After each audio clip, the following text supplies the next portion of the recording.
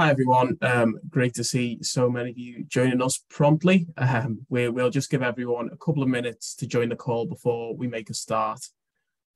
So do feel free to introduce yourselves in the chat because we've got quite a busy room today, so we won't have time to go around everyone. So yeah, do let us know where you are, what your community organisation or otherwise is, and even what the weather's like where you are if you want to.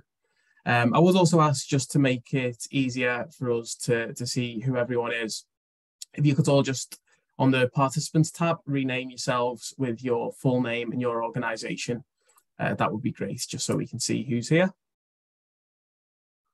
And if any of you have any questions for us in the chat on the side, we can follow up with you after.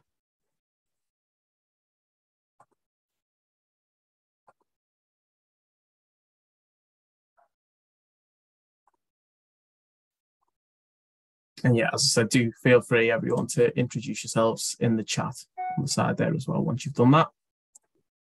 And we'll make a start in just a minute or two.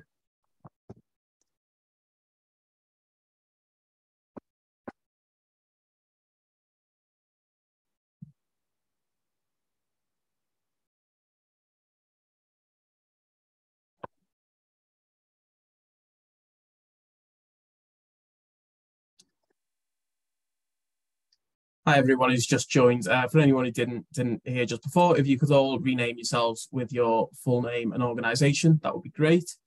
So we can see who everyone is, and introduce yourselves in the chat, and we'll make a start in just a second.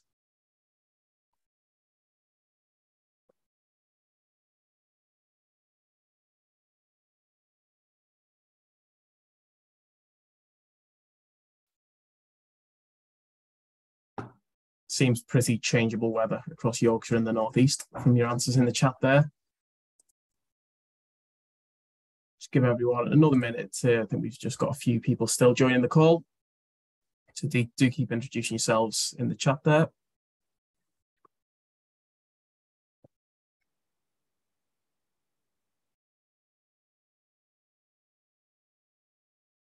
Great, I think let's make a start. So good afternoon, everyone, and welcome to this Northern Powergrid Community Energy Training Session on public engagement and engaging the communities, wider residents and the public in the energy transition.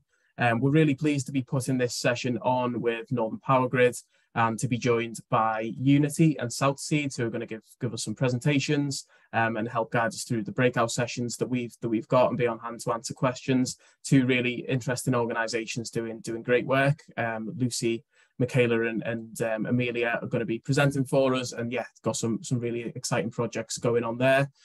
So yeah, we're really looking forward to putting this session on for you all this afternoon, and hopefully it'll give you some good tips, good insights into how we can get more people into community energy and reach different people across the public.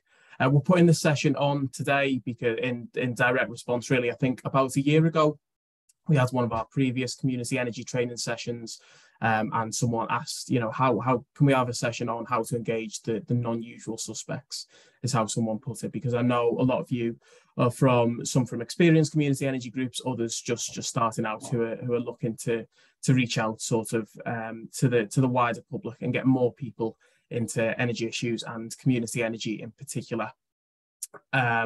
So yeah, and I think it's really sort of timely to be putting this session on. Obviously, the interest in community energy is increasing in terms of the energy price crisis, and a lot of people looking for support for community energy. So looking at how we might reach different sets of people, but also how we can bring people in, such as young people, as Unity are doing with their new group, and get that support the community groups needs to be able to support different people, in terms of the energy transition, but also the energy crisis as well.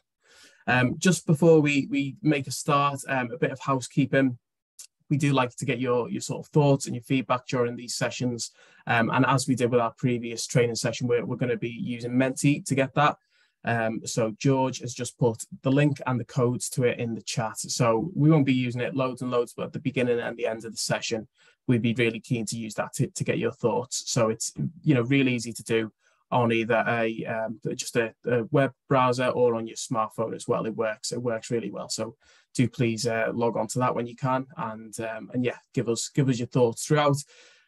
So we've got the chat function as you've been doing so far. We've got Menti, and then we've also got breakout sessions as we go through this afternoon, where we're really keen to use those as an opportunity for you all to give us your thoughts and ask the questions that you want to, both to ourselves, to Northern Powergrid, and to the people from South Seeds and Unity as well, because we want to put these sessions on so you all can get what you want to out of it.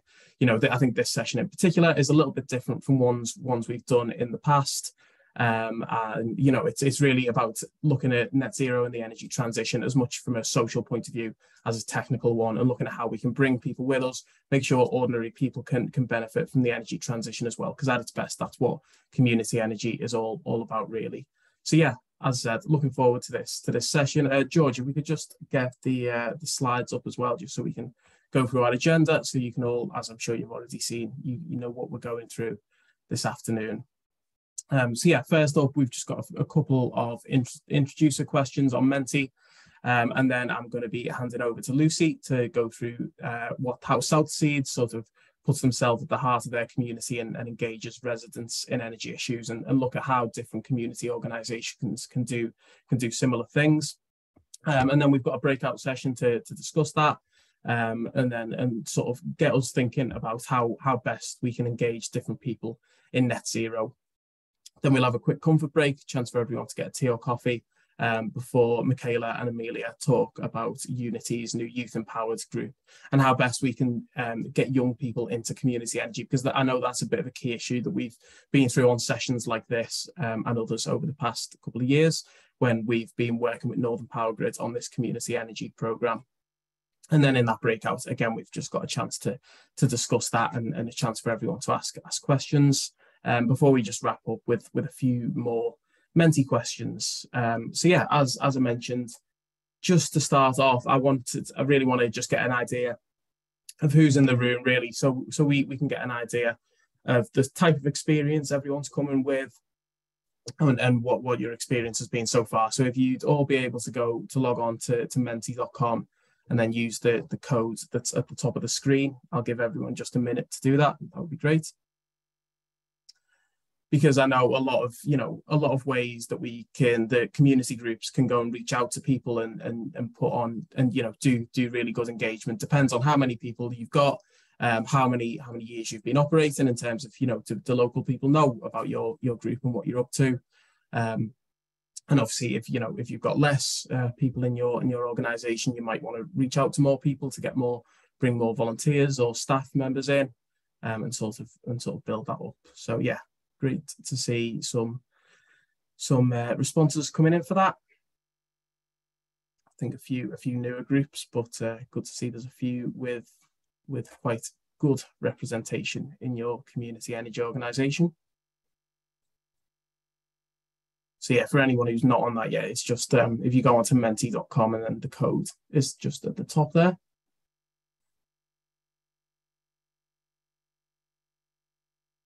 Just give everyone another minute or two to do that. Yeah, Siobhan and Phil, no worries if you can't do Menti. Plenty of other opportunities to give us your thoughts. And then just moving on, I'm quite keen to know, in terms of what we'll be talking about today, how sort of difficult or easy have you found it to engage people in the sort of projects that you've been doing with your community groups? Whether that's generation projects, whether that's looking at energy efficiency, whatever that is, how easy have you sort of found it to I guess, like, spread that message and get people, interested and involved in your projects? So yeah, 5 is if you've found it very easy. You have loads of people coming along to the meetings, loads of people interested. But yeah, I think as I sort of suspected, around the middle, more on the difficult ends of things, really. So yeah, I think that's, from our point of view, it means we've got a lot that we can get through this afternoon, and hopefully, help everyone sort of move forward on that. And I'm also just quite keen to know, what are some of the challenges you've encountered when you've been trying to engage more people in community energy, sort of locally, and yeah, how have you found people have reacted to what you're trying to do? Yeah, what are some of the barriers that you've come across? So yeah, anything, any sort of challenge that you've come across. You know, it might be a lack of time. It might be, you know, how much resource people have got, whether people have got other things going on. I think particularly at the moment, I know that's a challenge. So yeah, people expect grants. You know, and I know, you know, a lot of people are worried, obviously, about energy prices and want, yeah, looking for grants. You know, even if they want to do stuff like heat pumps and different things, not a priority for people. People not generally concerned about the climate emergency. Yeah, I think it's, you know, it is quite different when we're, you know, living in our sort of bubble in a way. You know, obviously we're you know, engaged and working on things to do with the climate emergency, but you know, that's not across the board. That's not always the case for everyone. So yeah, a really good range of answers there. I think, you know, some of the challenges that I think we will be we will be discussing rather today do come up there. So yeah, I think that's really good. Thanks for your responses on that. And yeah, Simon, you should be able to add multiple answers there if you want to. That's not a problem at all. Great. So yeah, thanks for that, everyone. Really good to get some of that information up front. And yeah, hopefully that gives Lucy and Michaela and Amelia and the rest of us that'll be guiding you through this afternoon's session just some good insight into some of the challenges and experiences that you've all had so far. And I will now hand over to Lucy from South Seeds in Glasgow. Thank you very much. Yes, my name's Lucy Gilly, and I work at South Seeds in Glasgow. Next slide, please. So first of all, I'll just tell you a little bit about South Seeds. We've been going for about 11 years. We were set up to support residents lead sustainable lives, but we don't really talk much about sustainability anymore, although everything we do is about sustainability. We cover the south central area of Glasgow, which is quite unique in that the tenure there is a third in terms of owner-occupier, privately rented and socially rented accommodation. And we're led by 8 trustees, so we're a community-led registered charity, and we work with absolutely everyone in the area, all tenures, all types of people.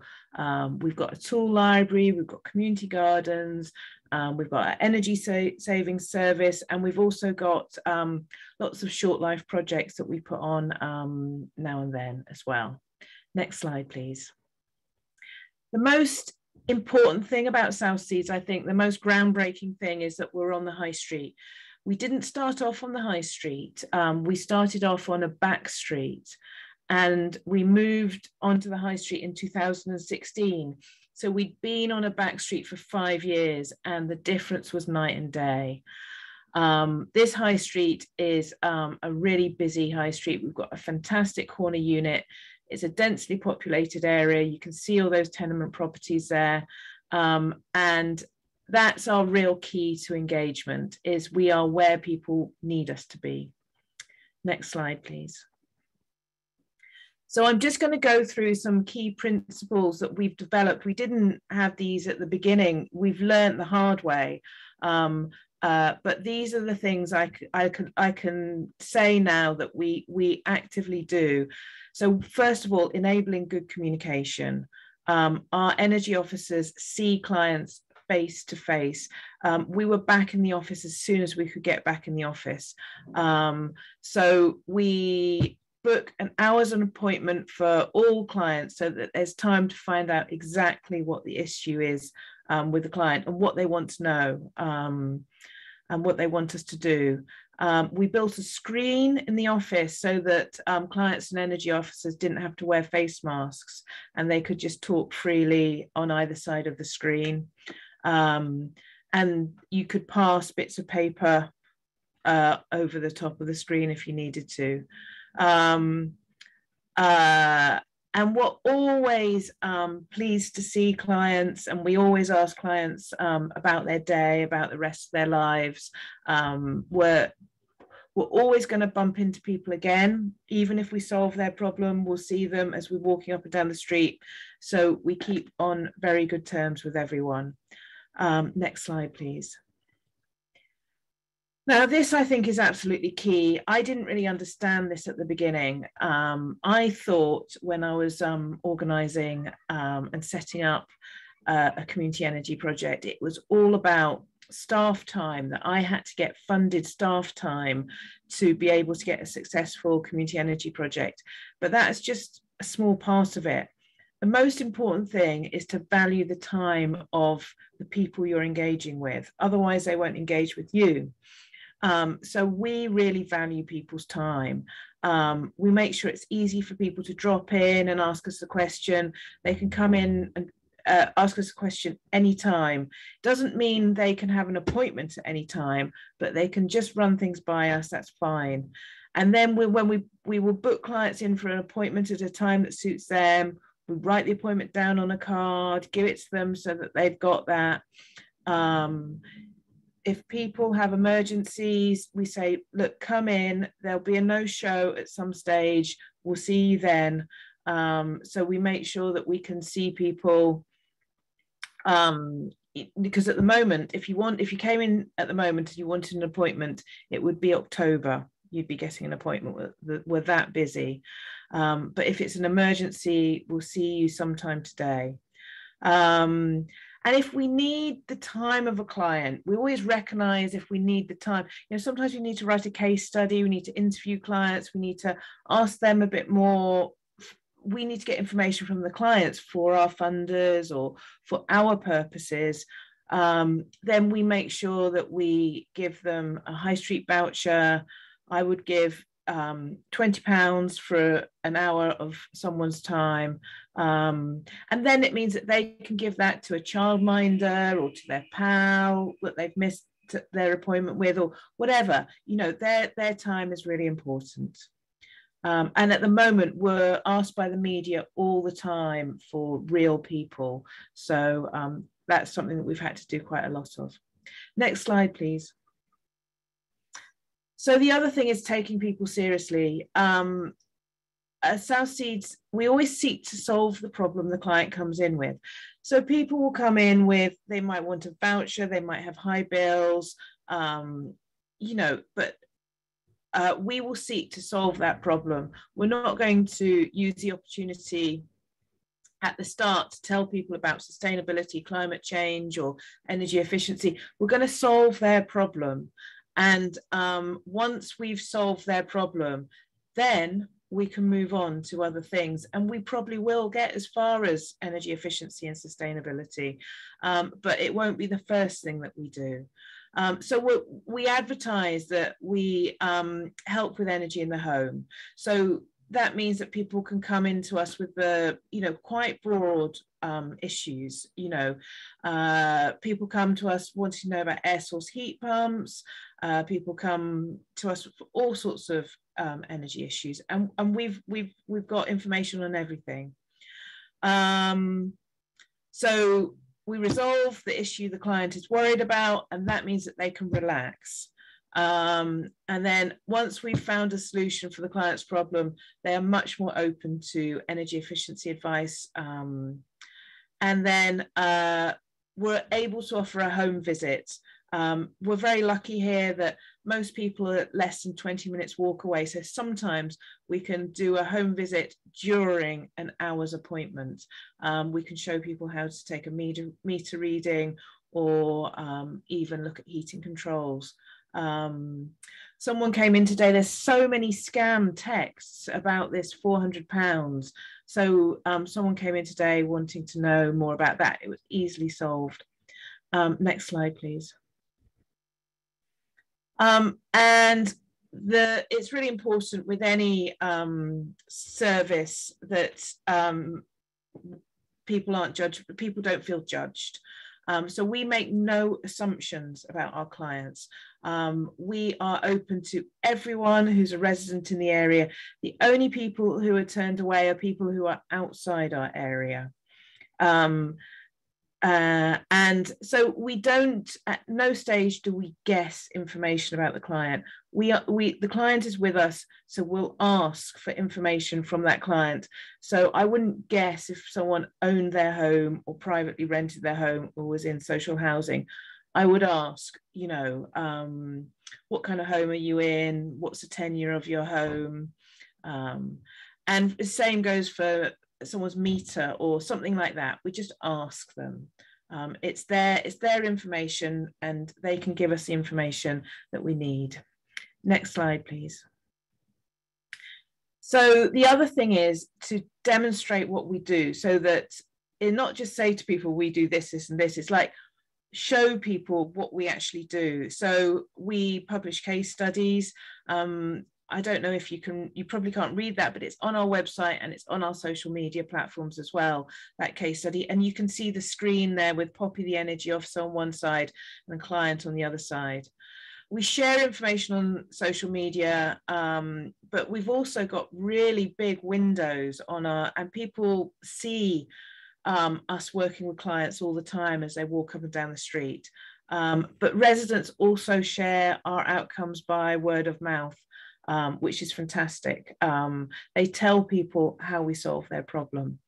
And I should say that energy officers deal with about 10 clients each per day. They probably have 6 booked in, and then they end up working with 10. Next slide, please. So what can we actually do to help residents? It's such a wide range of solutions we've got, but it's really because we've been going for a long time. So we can give out energy vouchers. We contact energy companies on behalf of clients. This is becoming increasingly difficult as the wait times to get through to energy companies are ridiculous at the moment. So that's become a real problem. Explaining bills, a lot of people don't understand what they're paying for on their bill. They don't understand that an electric shower, for example, can be really quite expensive and a significant proportion of someone's bill. So we explain the costs, we explain what's happening with the costs in the future. A lot of people don't know or understand that. We can give energy efficiency advice. We know the properties around here. We know what works. Most of the tenements around here have disused fireplaces, so we can explain that heat is being sucked up there, and we can explain that in the context of the tenure of their home. So if it's a housing association property, there's things that they can't do, but there will be things that have been done anyway. But if it's a privately rented property, we can explain what they could ask their landlord to do. We can give food bank vouchers. We only give food bank vouchers if people have an appointment. We also advise people on housing options. I mean, one way you can change your bills is to change the tenure of your home. If you can move into social housing, your bills will probably go down. And we can give advice on renewables. We're getting lots and lots of people moving into this area who are buying up properties, and they're wanting to put a renewable heating system in before they do up a kitchen or a bathroom, which is a big change from 5 years ago, say. And we can also give advice on smart meters and, you know, anything really. We've got lots and lots of fact sheets that we can give out in person, or they could be downloaded from our website. Next slide, please. So that's what we do at Southseeds. We're really busy. We bring in about £100,000 per year in emergency energy payments to the area. But if you want any further information, go on our website, Twitter. You can call or direct message me on Twitter, and or ask me some questions now if you'd like. Great, thanks a lot, Lucy. Yeah, I think that was really helpful in terms of framing, you know, effective energy advice with the sort of current energy price crisis, and then how you can move on from that to talk to people, you know, about sustainability, about energy efficiency and renewables and things like that. So yeah, really great to hear that. Does anyone have any questions for Lucy? And Georgie, we can just take down the slides so that we can see who's got their hands up. Yeah, Dina. Just wondering how you're funded. It all sounds brilliant, but it must be quite expensive having so many advisors. Yeah, it's a brilliant question, because the funding has changed over the year, and that has also maybe changed our focus as well. So we started off with something called Climate Challenge funding, which you don't have in England. It's just a Scottish thing, but we don't have it anymore either. But we did about 7 years of that, which was fantastic. And it was for projects that saved carbon. And it became increasingly hard because a lot of people were coming to us with issues whereby we weren't necessarily saving them carbon because they were a family with lots of kids at home during the day, and it was more a fuel poverty situation, you know. So we now get our funding from Energy Redress, which if you Google that, it's fine, you know, Ofgem, the regulator, they fine energy companies. They fine energy companies all the time. It's part of the business model of energy companies to be fined for wrongdoing, mis-selling, all sorts of stuff. And those fines are put into a pot and they are redistributed by a process called Energy Redress. But you're not, if you have Energy Redress money, you're not allowed to promote energy companies in any way, and you're not allowed to say where, you're not really meant to say too much about where the money's come from. But yeah, Energy Redress at the moment. And then we've got a bit of money from Smart Energy GB. Smart Energy GB have a grants program at the moment as well. And then, I mean, core funding and funding for other stuff is from the lottery. But I'm always looking out for funding. Thanks, Lucy. Yeah, yeah, that is sort of it. I think long-term funding as well is sort of key thing for community groups. So that, yeah, some really useful examples there. I put the link to the Energy Redress funding and how you can apply just in the chat there if anyone wants to check that out. And I think it's worth saying it is open to community energy organisations now. I think they made a slight change earlier this year in terms of who can apply. So yeah, that's do check that out. Anthony, did you have a question? You're on mute, Anthony. Is that okay? Yeah. Yeah. That's a really impressive service, Lucy. Can I ask you how many energy advisors you have? Roughly, no secrets to be given away. Are they paid by your organisation or by clients? And are they employed by you, or are they self-employed? How does that work? Thanks, Anthony. We have 2 energy advisors. They're both part-time. Poppy works 4 days a week and Agnes works 3 days a week. And they overlap on 2 days a week. So there's 3 days a week where there's only one of them in, and 2 days a week where 2 of them are in. And then we also have Zoe, who is, she does a bit of everything in the office. So she can do some energy inquiries as well, but not the complicated cases.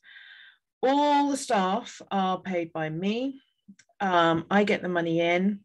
I pay the money to our payroll provider, and our payroll provider pays staff a salary. What I do is, because the funds can change on a month-by-month basis sometimes, people's salaries go up and down, and I talk to people about that. So, for example, the energy redress funding is long term, but long term in terms of 2 years. But the Smart Energy GB money is only for about 7 months. So that's given one of the energy officers an extra day, but only for 7 months.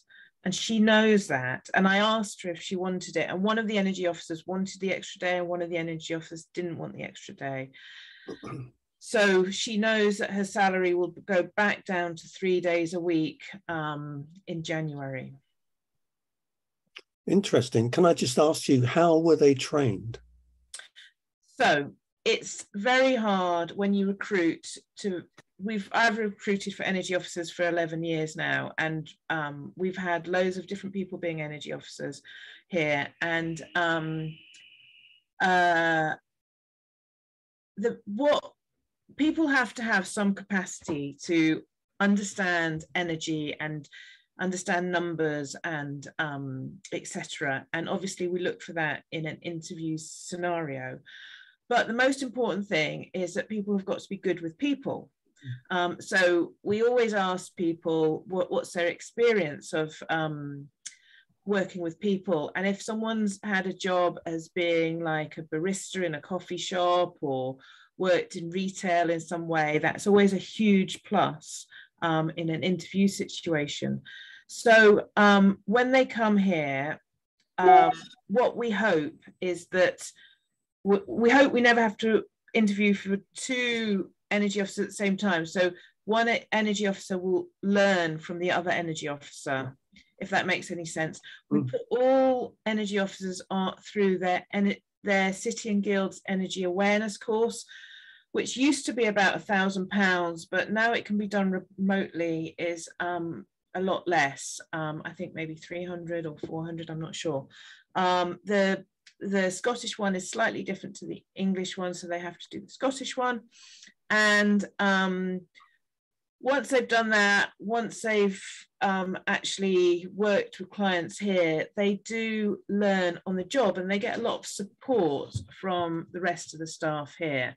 So it's sort of an in-house learning experience. Fantastic, thank you. Great, thanks, Lucy. Yeah, it's really, really interesting. Richard, do you have a question? Yeah, so the location is great. I mean, I know it quite well. I used to live around that area myself. And I just wondered if that a commercial, was that a standard commercial rent, or did you have some, you didn't have any kind of preferential help or anything from the council or anything like that? You just, right, it's just a normal shop front you've got with a commercial landlord or letting agency or property management, something like this. Tell us a little bit about that. Yeah, so our rent is £1,450 a month, which is a lot of money. So that is really kind of like, I think of it as like the salary of a community engagement worker for a year on a part-time basis kind of thing. And we have to pay factoring bills. In Scotland, you get factoring bills. We have to pay for the upkeep of the back garden that we never ever see here. We have to do all the repairs to the unit ourselves. It is expensive, but it's worth it. And we don't have to do any publicity. We are just trading now on word of mouth and brand. So we don't have to do any further publicity.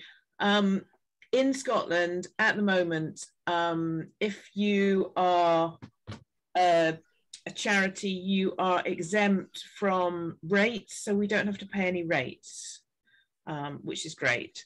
But we have, our energy bills are due to be £3,500, I think, next year. So that's a lot.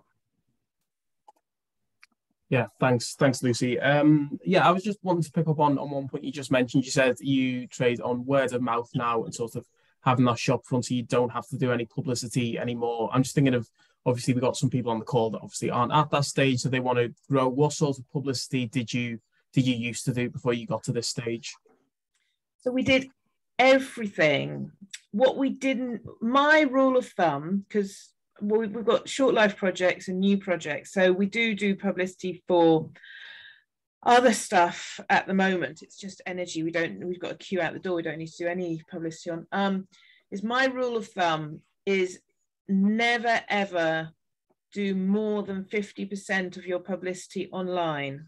Always make sure that more than half your publicity is offline. And I'm not saying people don't look at your online things. People do look at your online things, but you know, the value in printing a leaflet and putting it through people's doors is phenomenal. And it doesn't take that long, you know. And if you think about it, politicians still do that, and politicians are trying to do the most effective thing to get a vote. So it still stands that a leaflet through a door is good. And also we use our windows. Sometimes we will stand on the street, stop people if it's like a survey or consultation or even sharing information. We put posters up in coffee shops, and Tesco's has a community notice board. The Whole Food shop has a community notice board. We always spread our information right throughout the community. We never go for one type of thing or one mechanism of, you know, so we do put things on social media as well. In my opinion, people find it really, I think people like it when they see something, a poster up or a leaflet through their door, and then they also see it on social media, and then they might also see it in the window. And that's what you're trying to get, is the repeated hits in different form, because people want to know that you're real. And yeah. Thanks, Lucy. Yeah, that's really useful to know. Simon, did you also have a question? Yeah, just picking up what I said in the chat. Lucy, great, fantastic. I mean, you're talking about we a lot, so that's more than just you and the two energy advisors. I mean, you have lots of volunteers, and who pays your salary? So my salary is, so we've got a number of different projects here, and then I get, when I write a project application, I'll put a bit of me in each different application.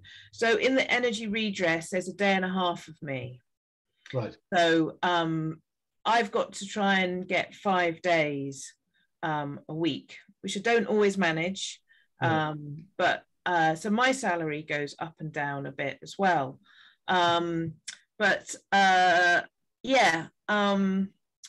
So we've got a community gardening program. We've got a tool library that's funded by the lottery. We've got some money coming in from the Robertson Trust. And then we've got other small bits of money and stuff. So we've got someone who runs a tool library. And we've got Zoe, who does a bit of tool library, bit of energy, bit of everything. We've got Eric, who manages the community gardening stuff. So I wouldn't say that we rely on volunteers. I think the way I've built it up, volunteers are involved. The board give their time on a voluntary basis. The trustees, they're volunteering. And then there are some voluntary posts. We've got a guy who volunteers for the tool library. We've got some people who do a bit of voluntary work at the community gardens. But what I have, and the way I've made it work, is I've got a pool of freelancers who I can ask to work for me, and they know exactly what I'm asking them. They know what my expectations are. They know how much I'm going to pay them. And if I call them up and say, can you do this? They can say yes or no very, very quickly. And that just means I can get stuff done. And it means I've got some staff who are in post, but I haven't created loads and loads of posts. It sounds a bit precarious. Have we just lost? I think we may have just lost Lucy for a second there. So hopefully she can get herself back online soon. If there were any other questions for us, I see Keith, you've asked a couple in the chat. If anyone wants to post any of those in the chat, then when Lucy manages to get her Wi-Fi connection restored, we can get back to those. But for now, I think it is just about time for us to go into the breakout session. So yeah, they'll be led from one of the team at Regen. I think either myself, George, Poppy, or Hazel. And hopefully Lucy will be in one of those as well. So yeah, we're just keen to sort of continue the discussion really, and a chance for all of you to ask any questions that you have, and yeah, really think picking up on some of the points that Lucy was mentioning about how we can begin engaging residents and communities in net zero and in the energy transition as well. So yeah, so that'll be about half an hour, and then we'll come back for a short tea break before we then hear from Amelia and Michaela from Unity later on. So yeah, Emma should just be about to put us into our breakout rooms, so they should soon.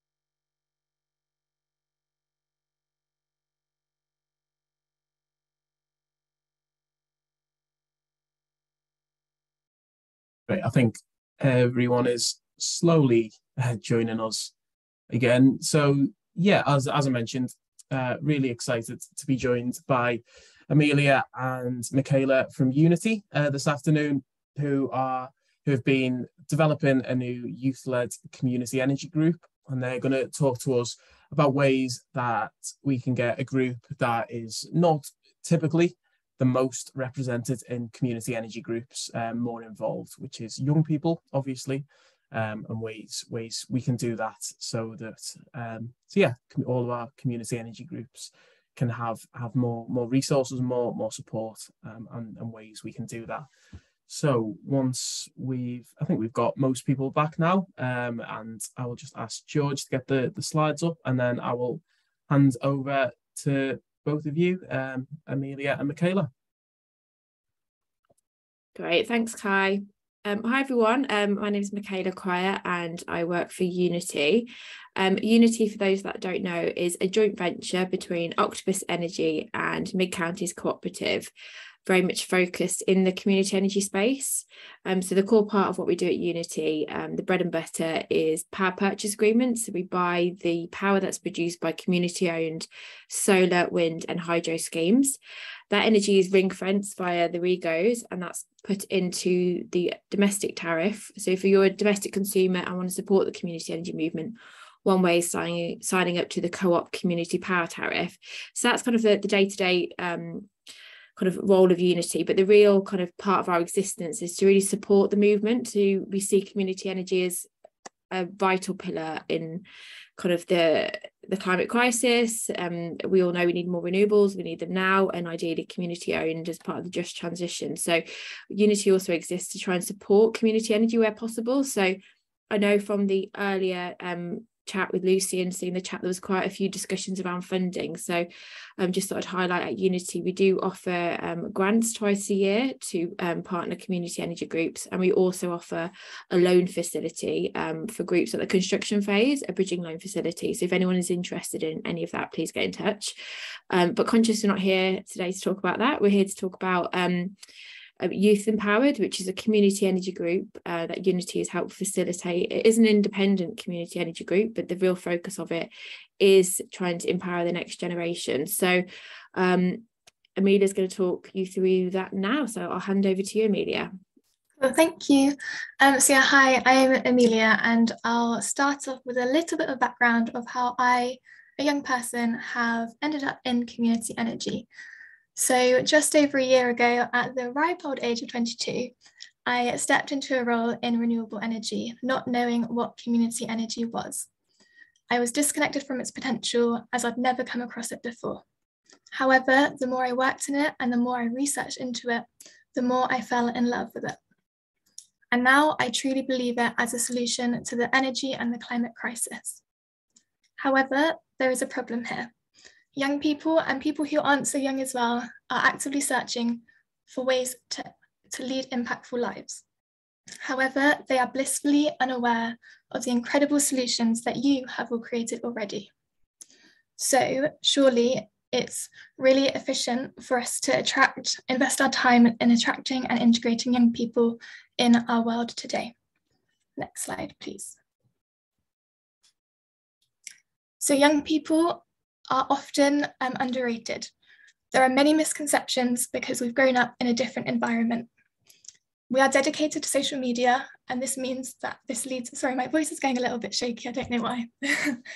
But this means that we are dedicated to other parallels of being interconnected. We have an ability to find any information at any time, which leads us to be curious. This means that we can sift through fake news to find the truth. And the world that we're growing into makes us want to change it. So we are driven, we are interconnected, we are curious, we are influential, and we are impactful. Next slide, please. So as I mentioned, young people aren't currently looped into our world. This is growing and there's trickles coming through, but it's not enough. And we have to ask the question of why are we attracting the same demographic? Now, it's worth noting that we really need an intergenerational approach. It's not about just getting young people involved and kicking everybody else out the door. We need everybody's thoughts, everybody's feelings, and everybody's minds. We really, really appreciate everybody's dedication to the cause, and we need to create the intergenerational approach, as I mentioned. No one should be left behind. So the question comes of why do we continue to attract the same demographic of people? Well, there's lots of preconceptions about older people having more time on their hands, more money in their pockets, more experience, and more knowledge. And this is actually a matter of perspective. So in terms of young people, we often speak as people who are ages 30 and under. And if we take a small proportion of that, so for example, university students, they might be able to dedicate a whole module, maybe a whole dissertation towards community energy. And if we communicate to them that their dissertation or their module could provide so much value to community energy, that's a lot of time that they can dedicate. And that's really, really valuable for both us in the community energy world and for them as well. We also place so much value on experience and knowledge when curiosity and mindset can get you anywhere. However, the big problem is representation. Young people don't see themselves in community energy at the moment, so therefore they don't think it's a place for them. And that's something that needs to be changed. Next slide, please. So we've established that we need young people in community energy, but what's next? Well, there's a key element that many people don't distinguish, and that's the distinction between attracting and integrating. We need to avoid tokenism, and we need to listen and act to young people's suggestions. This ensures longevity and attracts other young people to our world too. So we need to make sure not only we attract, but we integrate, we listen to people's thinkings, people's solutions, and really, really integrate them into our strategies and our decision-making activities. So I'll pass over back to Michaela to discuss how we've implemented this in a practical sense. If we could go to the next slide, please. Thanks, Amelia. So yeah, as touched upon, Youth Empowered is a new community energy group, and with the idea that we wanted to just create a youth board where possible, we went out and tried to do that. So myself and Amelia are on the board of directors. I am over 30, so I don't class as one of the young people, unfortunately. But we've got 5 people under 30 and 2 over 30. So it's a mix of kind of experienced people who kind of work in the energy sector. And then we've also, we were really, really pleased. We managed to get 2 local sixth formers on the board as well. And that's something that I will talk to you about now in more kind of practical sense of how we went about kind of engaging, recruiting and getting these 2 sixth formers on board, because it actually was slightly harder than like we first anticipated. So with Youth Empowered, I think we're quite fortunate in the sense that it has been born out of, we want to obviously do a community energy project, and that's still kind of in the works at the moment. And that the location is obviously, there's a set geographical location of where we want to install a solar array, but we've taken a kind of non-geographical route, and our board meetings, everything is done online. So we've actually managed to do have a mix of people from across the country, which so far has worked really well. And I think that's been a real useful point in engaging with people that are younger, especially for sixth form age, because people have got different jobs, moving around. I think when we've got a more traditional 9 to 5 and can do this on top of that, there's a bit more leniency. But I think having kind of online board meetings and things like that has really helped kind of facilitate engaging with the younger people. But in terms of kind of the practicalities and how we went about kind of engaging with sixth formers, and that's the example I use today in terms of a case study. So first of all, really wanted to engage with the local school, because I think, as we know, schools are heart of many communities. So reached out to the sixth form administrator, and that was a real kind of challenge in the sense of, first of all, just explaining in layman terms what community energy is, why it's important, why we need younger people, and why their skills are valuable. So once kind of, got the attention of the sixth form administrator and they saw the value of it, from there, and talking you now very practical steps, we created kind of a bit of a slide deck, spoke about, again, what are the benefits of community energy, but also more importantly, and it's what Amelia touched upon, it's, how will this help develop them? And it is a two-way street. It's not just kind of us mentoring, we do get stuff back, but from there, just to engage in the initial steps and to kind of activate their interest. We spoke about, from a personal statement perspective, if they're applying to university, what sort of skills will being part of a community energy really help them with. And obviously the obvious one is kind of renewable energy, but it's also sustainable finance, business acumen, communication, planning, negotiation, and just general kind of confidence building and explaining, really. So from that, a few of those kind of flyers are put around the sixth form. And again, it wasn't a fancy flyer. It was literally a couple of PowerPoint slides that were printed out. So it doesn't have to be, all singing or dancing. But from this, we had a few students that did express interest. So again, from speaking with the sixth form administrator, and this did require quite a few calls and keeping it going, and because obviously we see the importance of community energy, we really thought this was like crucial. But if people are new to it, it's that constant engagement. So from that, managed to speak at a sixth form assembly, and that was really, really helpful in engaging like a wider audience. And from that, I think a useful kind of tip, if anyone wants to do anything similar, is I started the assembly with, Patagonia have done a We the Power campaign. So Patagonia have done a real great community energy campaign. And obviously Patagonia, if anyone hasn't heard of Patagonia, they're the outdoor sustainable clothing range. They've put quite a nice budget into doing a wonderful community energy video across Europe. So there's a 2-minute trailer that, with the music and the imagery, it really kind of sells community energy for us without having to do much. So from an engagement from kind of a sixth form perspective, I found that really handy to kind of, just immediately try and heighten interest. So from that, then sent across a really simple application form. And again, if we were looking for board of directors at a more senior level, you'd probably want a bit more info, someone with maybe lots of experience, you'd want to kind of pull that out. But given the age range that we were targeting, we did kind of go for a very simple application form to not scare people off, but enough to kind of nurture their interest. From that, had a couple of calls with quite a few of sixth formers. Some you could tell were just doing it purely from a kind of a university personal statement application and weren't that interested in the wider kind of climate activism purpose and things. But however, we were very fortunate, and we've got 2 sixth formers, Max and Nuka, who are very engaged and really keen to kind of get on board with the community energy movement. So we have massively kind of worked with Max and Nuka. They've been great members of the team. We try and integrate as much as possible, so they are on the board of directors and we want to hear their voice. So again, as mentioned, I think the virtual calls have really helped, especially with exams and stuff. It does take a bit of nurturing, so there's some elements where obviously, if we've got a project and we say, okay, who wants to do that, not always putting the hand up, but it's very much kind of saying to them, okay, you may not have experience in that, but would you like to shadow? Is that something you're interested in? So really trying to make sure they're engaged and their voice is appreciated.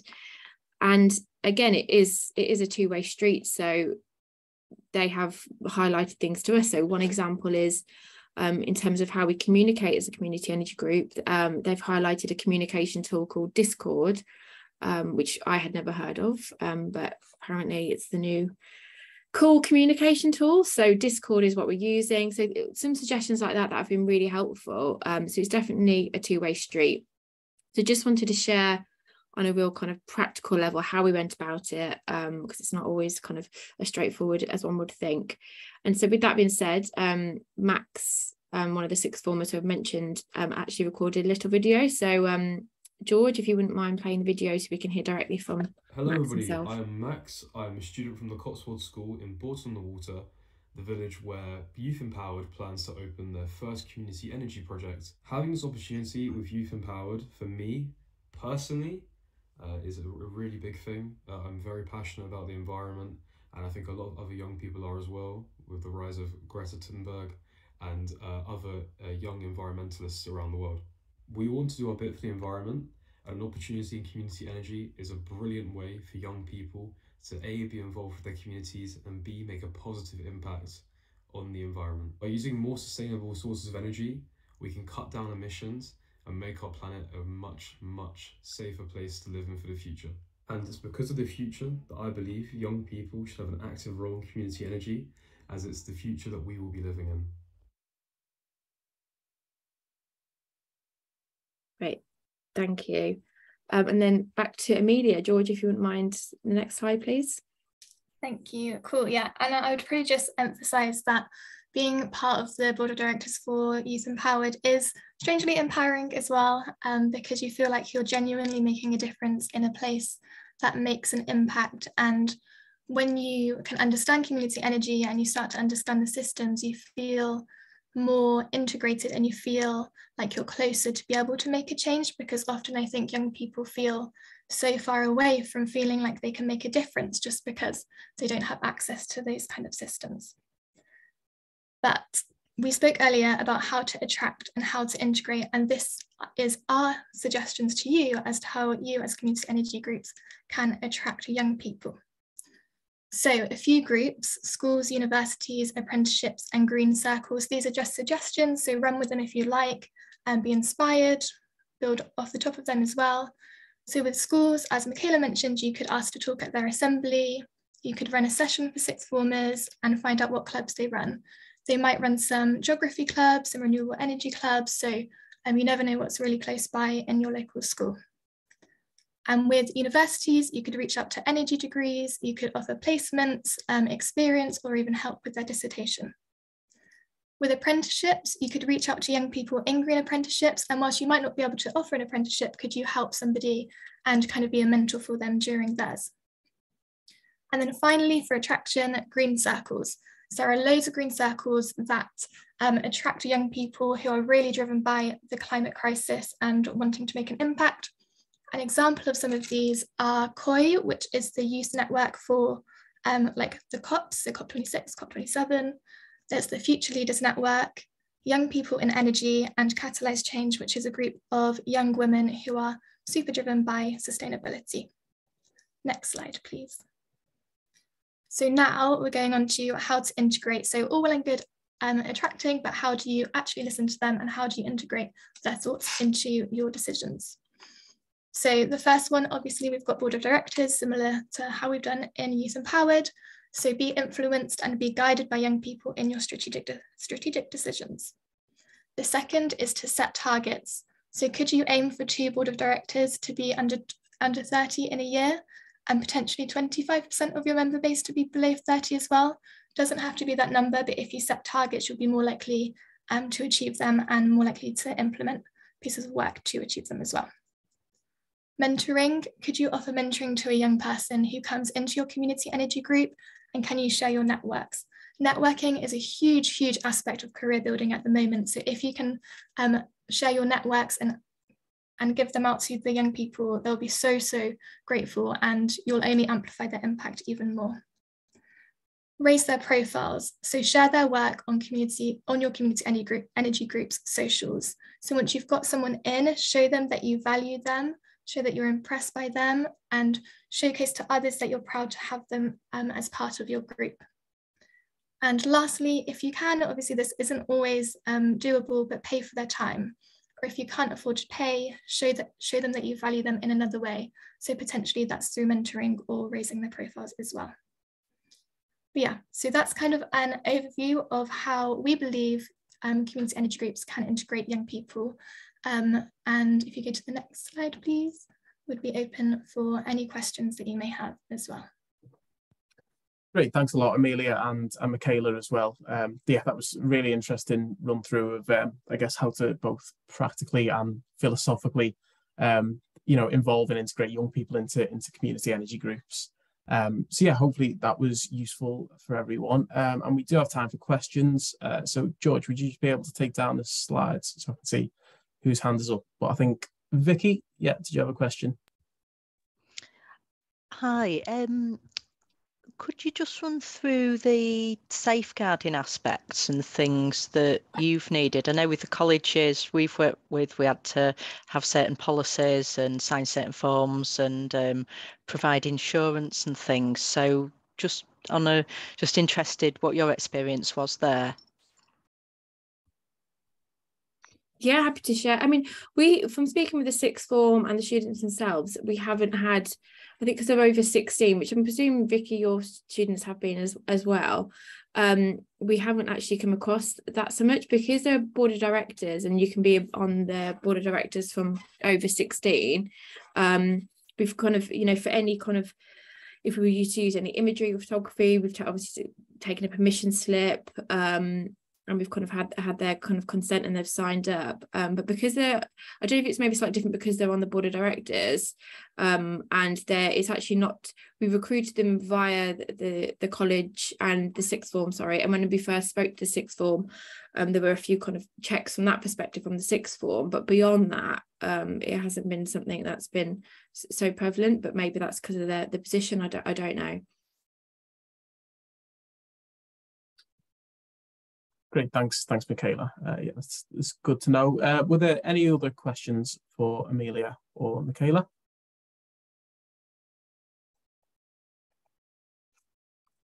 No, okay, great. Well, yeah, thanks both for that again. That was yeah, really useful run through, and yeah, so now we've got our second breakout session, which is just a chance to think a little bit more about some of those themes. How can we go beyond, I guess, the usual suspects in community, get groups like young people and others sort of more involved in our projects to help community energy grow.